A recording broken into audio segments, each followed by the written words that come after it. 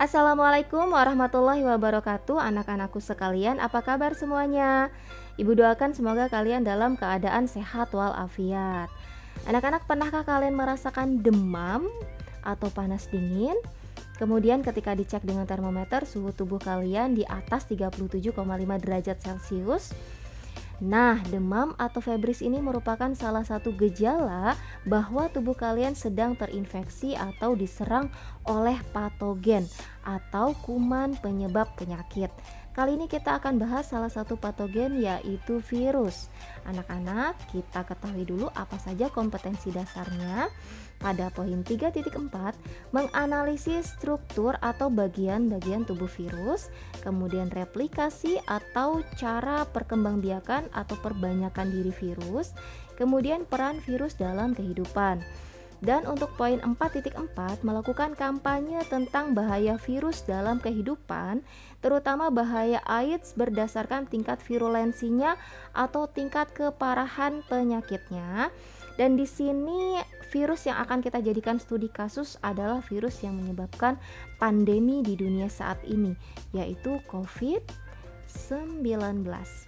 Dan anak-anak, bagaimana melakukan kampanyenya adalah ibu akan mengajak kalian untuk berkontribusi menjadi agen promosi protokol kesehatan COVID-19 dengan menghimbau masyarakat, mengajak masyarakat untuk menerapkan pola hidup sehat dan 5M. Lebih jelasnya akan kita bahas dalam forum diskusi kelas. Kemudian anak-anak, apa itu virus?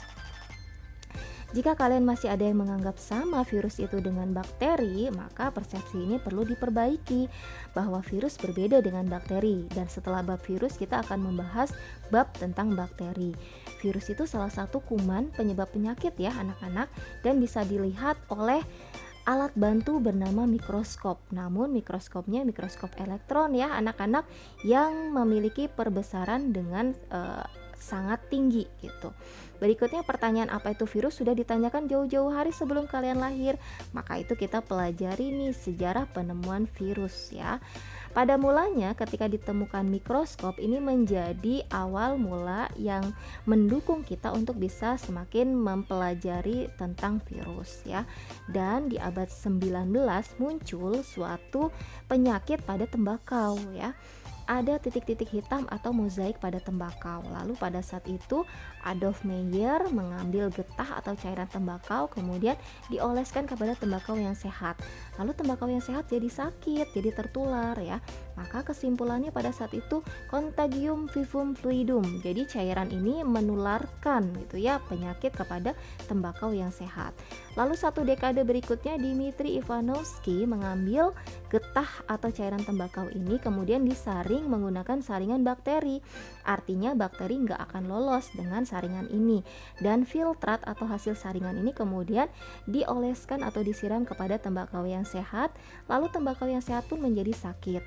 Karena pada saat itu mikroskopnya belum secanggih sekarang anak-anak, maka partikel virus belum bisa terlihat dengan jelas ya, bahkan belum nampak sama sekali.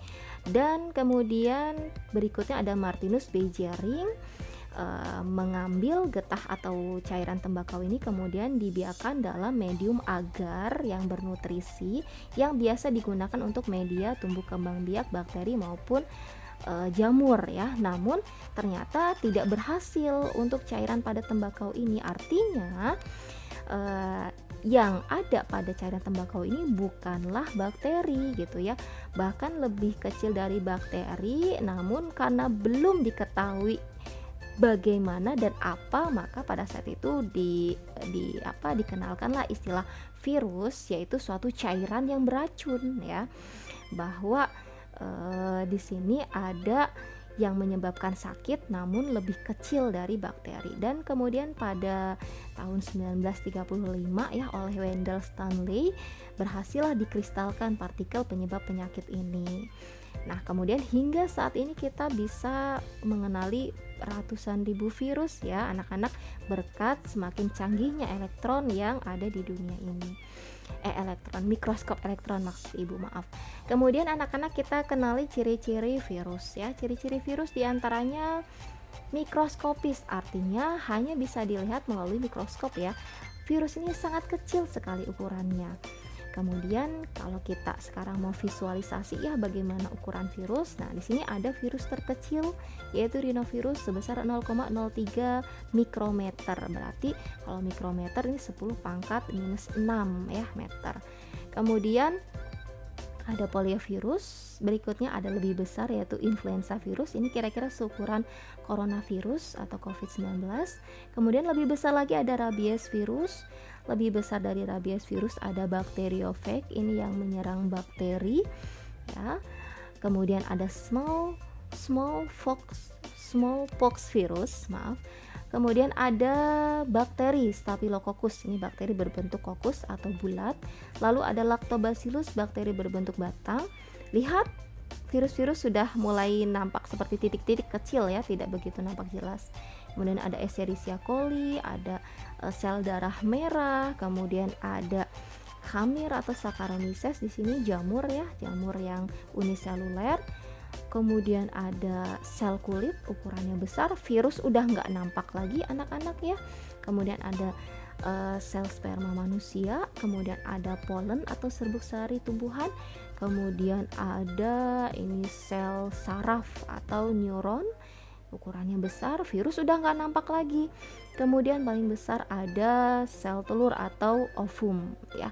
Kalau kita lihat di sini, saking kecilnya ukuran virus itu bahkan tidak nampak lagi sebagai sebuah titik ya, sudah tidak nampak sama sekali ya. Berikutnya anak-anak, ciri virus adalah aseluler. Kalau A di depan ini artinya tidak ya. Berarti virus itu tidak dalam wujud sel. Artinya virus tidak memiliki membran sel, tidak memiliki inti sel, tidak memiliki organel-organel sel, tidak memiliki cairan sel, dan itu artinya juga virus tidak melakukan metabolisme sendiri ya. Virus tidak melakukan metabolisme sendiri. Maka itu virus juga bisa dalam kondisi tidak hidup ataupun dalam kondisi hidup ketika sebagai parasit. Nah, kondisi peralihan itu disebut sebagai metaorganisme. Lalu bagaimana ketika virus itu hidup? Nah, dia harus bersifat parasit, artinya dia menumpang pada inang. Menumpangnya itu intra, di dalam. Selular berarti di dalam sel, berarti virus ini harus berada di dalam sel inang ya, harus obligatnya, harus berada di dalam sel inang dan bersifat sebagai parasit, barulah virus bisa dikatakan hidup, yaitu melakukan salah satu ciri kehidupan dengan melakukan reproduksi atau perbanyakan diri. Dan bagaimana virus bisa melakukan reproduksi itu, yaitu ketika mengambil alih kehidupan sel inang, karena virus memiliki asam nukleat atau materi genetik, di mana materi genetik virus ini terdiri atas DNA saja atau RNA saja. DNA virus bisa yang beruntai ganda atau bisa juga beruntai tunggal. Dan RNA virus bisa beruntai tunggal ataupun bisa beruntai ganda. Ini pengecualian untuk virus ya anak-anak. Sedangkan untuk selain virus, organisme yang ada di dunia ini DNA-nya biasanya beruntai ganda, dan untuk RNA beruntai tunggal. Berikutnya anak-anak, struktur virus. Struktur virus, nah ternyata virus ini memiliki bagian-bagian tubuh dan bentuk ya. Di antaranya virus memiliki DNA atau RNA yang merupakan materi genetik, kemudian terdapat kapsid. Kapsid ini yang kemudian akan membentuk tubuh virus menjadi bentuk batangkah gitu ya, atau menjadi bentuk banyak sudutkah atau polihedral gitu ya. Dan di sini selain ada kapsid ya, nah di sini ada bundar-bundar ya seperti manik-manik. Ini adalah yang menyusun kapsid disebut kapsomer. Ini merupakan molekul protein ya anak-anak. Jadi virus itu dia diselubungi oleh molekul-molekul protein. Kemudian anak-anak, di sini pada virus influenza ya, influenza juga virus COVID-19, di luar kapsidnya itu terdapat envelope atau amplop yang merupakan selubung lipid atau lemak yang berasal dari membran sel inang. Ya, karena ini terdiri atas selubung lemak, maka anak-anak ingat kalau kita mencuci supaya lemak-lemak di piringnya itu luruh atau hilang, kan kita pakai sabun ya. Jadi anak-anak ketika kalian mencuci tangan dengan sabun, itu salah satunya bisa meluruhkan lemak-lemak ini nih, envelope pada virus ya, sehingga mematikan virus ya. Berikutnya anak-anak, ini ada virus yang bentuknya unik ya, seperti punya kepala, badan, dan ekor. Ini adalah bakteriofag yang menyerang bakteri. Namanya bakteriofag. Fag ini dari kata fag, artinya memakan, bukan berarti virus ini memakan bakteri ya, tapi karena virus ini menyerang bakteri kemudian menghancurkan bakteri, maka dinamai bakteriofag. Berikutnya anak-anak, kita akan pelajari tentang bakteriofag ini sedikit, dan kita akan pelajari juga tentang COVID-19 ini sedikit ya. Nah, tentang bakteriofag di sini kalian bisa melihat ini ada bakteriofag sedang berbaris ya, menyerang Escherichia coli. Escherichia coli ini adalah bakteri yang hidup di kolon atau usus besar kita, yang membantu proses pembusukan makanan, juga membantu pembentukan vitamin K. Jadi bakteri ini bersimbiosis ya dengan dalam usus besar kita. Kemudian kalau kalian lihat di sini, ini ada bagian kapsid yang masih berpendar, itu artinya masih banyak mengandung DNA-nya. Dan kalian lihat di sini nih, masih dalam proses penyuntikan atau injeksi DNA. Ini ada bagian kapsid yang sudah gelap, artinya sudah kosong, sudah selesai menyuntikkan DNA-nya. Dan ini ada masih sebagian berpendar atau bersinar. Nah, di sini terlihat masih dalam proses penyuntikan DNA-nya. Dan ini jika sudah lepas ya, sudah kosong, ini sudah selesai menyuntikkan DNA-nya dan virus itu lepas ya, menjadi benda mati. Dan anak-anak, bagaimana sih ya struktur dari bakteriofag ini? Pertama ada kapsid yang akan melindungi bagian materi genetik pada bakteriofag. Di sini bakteriofag mengandung DNA. Kemudian ada badan, tapi disebutnya ekor ya. Di sini ada ekor. Kemudian ada yang seperti kaki, tapi disebut serabut ekor.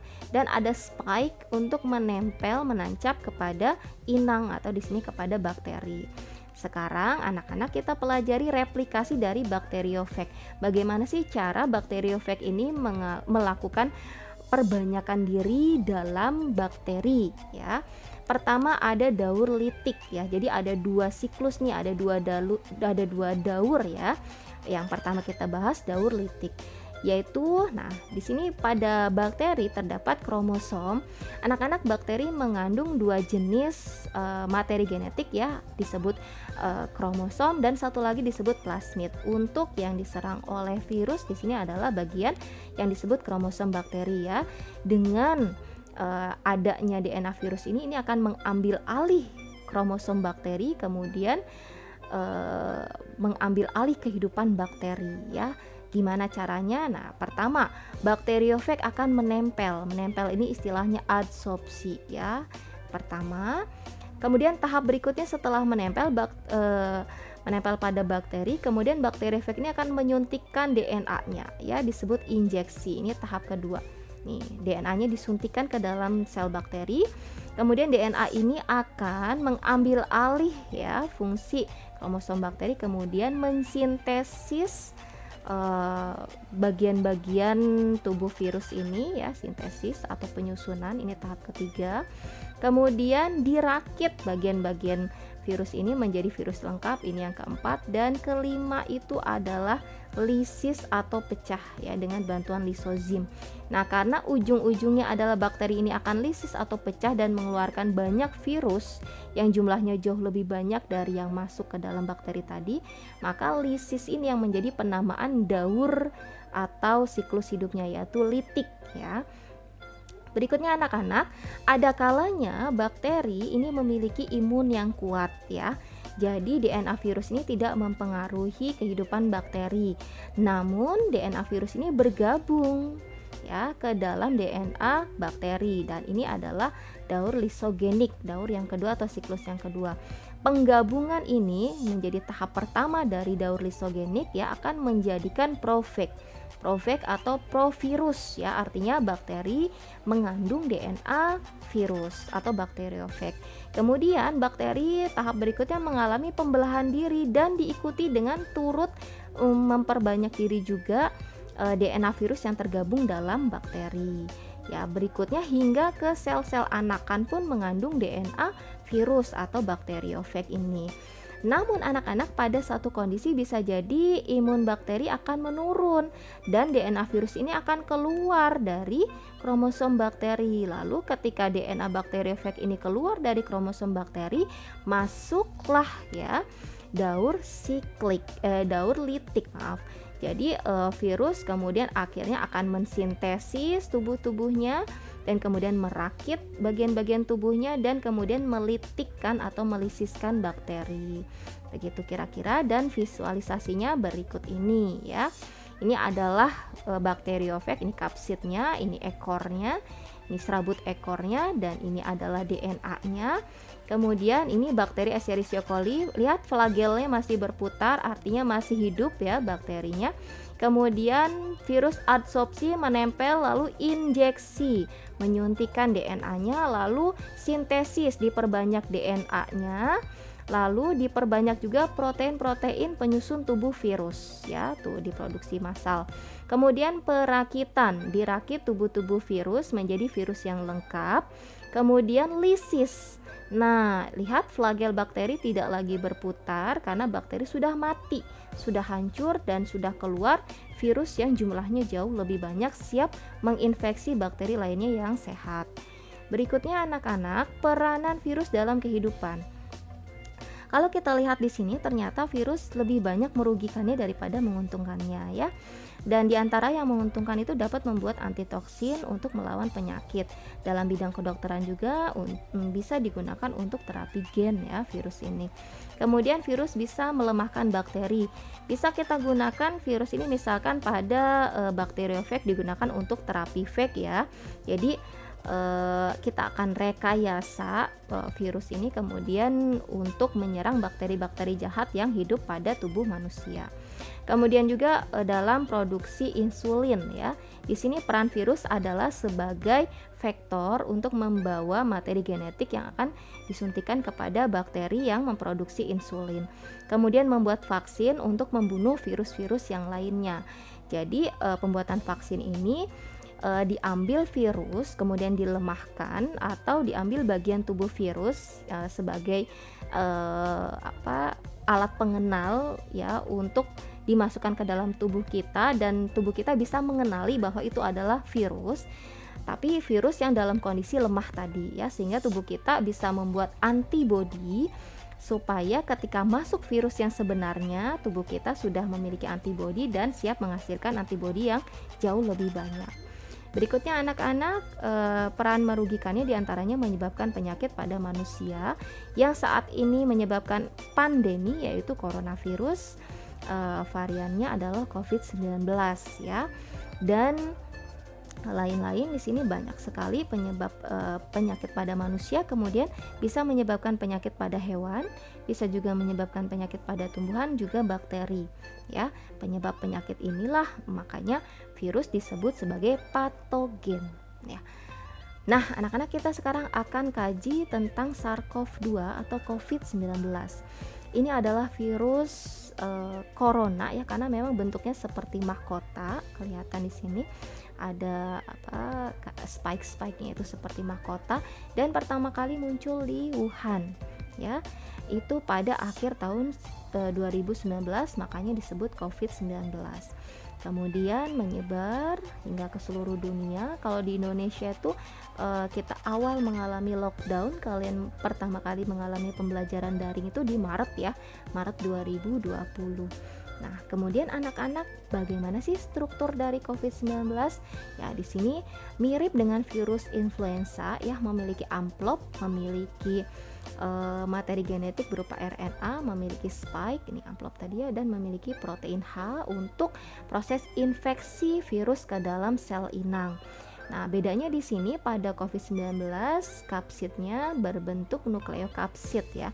Artinya di sini kalau kalian lihat ya, yang bulat-bulat seperti manik-manik ini adalah kapsid yang terdapat di pusat dan dia menempel pada materi genetik virus atau RNA, makanya disebut nukleokapsid.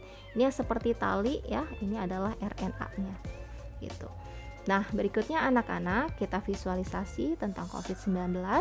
Ini adalah virusnya, di dalamnya terdapat materi genetik yang bisa mengambil alih gitu ya metabolisme sel inang.